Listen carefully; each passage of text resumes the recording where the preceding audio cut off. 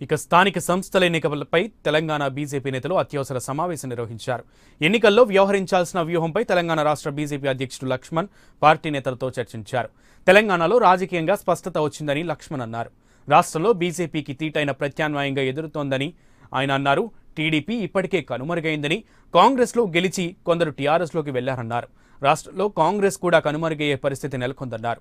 ప్రజలు బీజేపీ వైపు ఆకర్షితులవుతున్నారని లక్ష్మణ్ వెల్లడించారు. టీఆర్ఎస్ పార్టీ రాష్ట్రం దాటితే చెల్లని రూపాయేనని, కేంద్రంలో ఎన్డీఏ ప్రభుత్వం వస్తుందని కేసీఆర్కు స్పష్టత ఉందని లక్ష్మణ్ అన్నారు.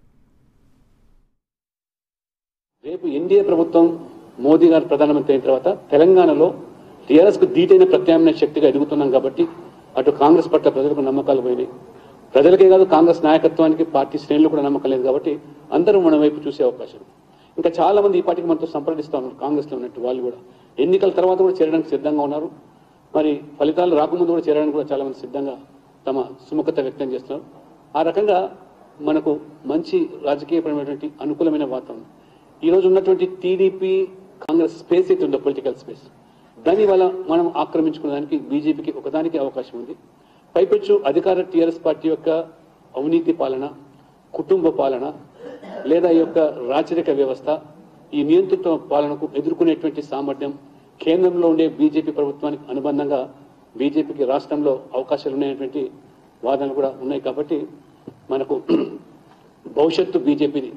కాబట్టి స్థానిక సంస్థల్లో కూడా మనం ఎట్టి పరిస్థితుల్లో పార్టీ ప్రమేయంతో జరుగుతున్న ఎన్నికలు కాబట్టి అంతే సీరియస్గా తీసుకోవాలని, ఏ రకంగా మనం ఒంటరిగా అసెంబ్లీ పోటీ చేశాం, పార్లమెంట్ పోటీ చేశాం, ధీటుగా పోటీ ఇచ్చాం, అదే పంతాలు కూడా ఈ స్థానిక సంస్థ ఎంపీటీసీ కూడా జడ్పీటీసీ కూడా ఏమాత్రం కూడా మనం దాన్ని నిర్లక్ష్యం చేయకుండా, రేపు పునాదులు కాబట్టి మనకు 2023 కానీ పునాదులు కాబట్టి ఖచ్చితంగా జిల్లా అధ్యక్షులు, జిల్లా ఇన్ఛార్జీలు, అదే రకంగా పోటీ చేసినటువంటి అభ్యర్థులు అసెంబ్లీ పార్లమెంట్ పూర్తి బాధ్యత తీసుకొని ఆ రకంగా గెలిపించడానికి కృషి చేయాలనే ఆలోచనతో తెలంగాణలో రాబోయే రోజుల్లో ఇక మద్దతు ధరకు ఆందోళనలు ఉండవు.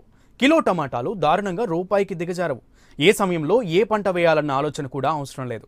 తెలంగాణ ప్రభుత్వం తీసుకొస్తున్న కొత్త సంస్కరణలు వ్యవసాయ రంగానికి ఆయువు పట్టుగా మారబోతున్నాయి. ముఖ్యమంత్రి కేసీఆర్ ఒక రైతుగా తెలంగాణలోని రైతాంగాన్ని ధనవంతులుగా చేసే సరికొత్త నిర్ణయాలపై ఏపీ 24/7 ప్రత్యేక కథనం.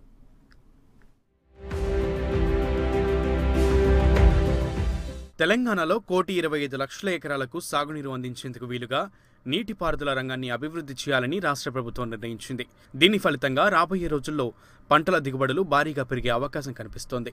దానికి తగినట్లు రైతులకు కనీస మద్దతు ధర కల్పించేందుకు అవసరమైన వ్యూహం ఖరారు చేయాలని ముఖ్యమంత్రి కేసీఆర్ ఇప్పటి నుంచే కసరత్తు ప్రారంభించారు. అధికారులను ఆదేశించారు. వ్యవసాయ, ఉద్యానవన, మార్కెటింగ్, పౌర సరఫరాలు తదితర శాఖలన్నీ సమన్వయంతో వ్యవహరించి రైతులకు కనీస మద్దతు ధర కల్పించి వ్యవసాయాన్ని లాభసాటిగా చేయడమే లక్ష్యంగా పనిచేయాలని కేసీఆర్ సూచించారు.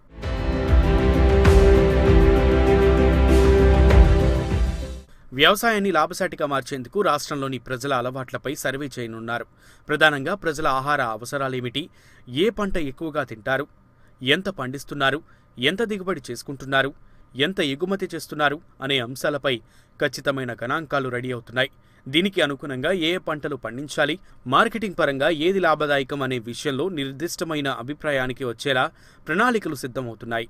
ఈ అంశాల్లో ఖచ్చితమైన వివరాలు రాబట్టేందుకు వ్యవసాయ శాఖ ఆధ్వర్యంలో 10 రోజుల్లో క్షేత్రస్థాయిలో సర్వే నిర్వహించి సమగ్ర సమాచారం సేకరించాలని ముఖ్యమంత్రి కేసీఆర్ అధికారులను ఆదేశించారు.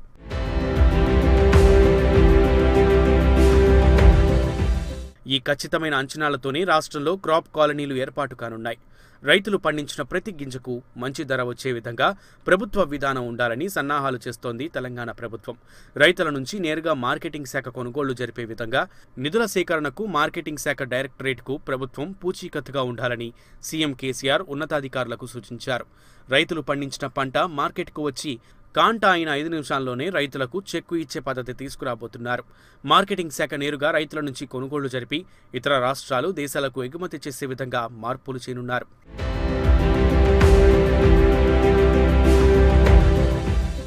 ప్రభుత్వం నిర్ణయించిన కనీస మద్దతు ధర కంటే తక్కువ ధరకు ఎవరూ సరుకులు కొనకుండా చూడాలని కేసీఆర్ అధికారులను ఆదేశించారు.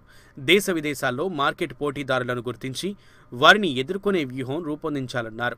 తెలంగాణ రాష్ట్రంలో వరి, మొక్కలు, పత్తి ఎక్కువగా పండిస్తున్నారు. ఇతర పంటలను కూడా అక్కడక్కడా పండిస్తున్నారు.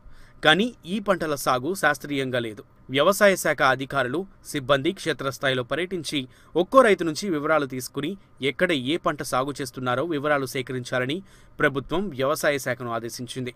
రైతులు కూడా పండించిన పంటనంతా ఒకేసారి మార్కెట్కు తీసుకురాకుండా గ్రామాల వారీగా మార్కెట్కు తీసుకొచ్చే పద్ధతిని అలవాటు చేయించేందుకు సన్నాహాలు చేస్తున్నారు.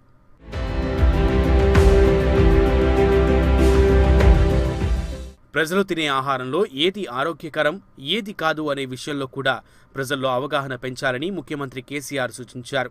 మంచి ఆహార పదార్థాలను ప్రోత్సహించాలని, ఆకుకూరలు, పండ్ల వాడకాన్ని పెంచాలని కోరారు.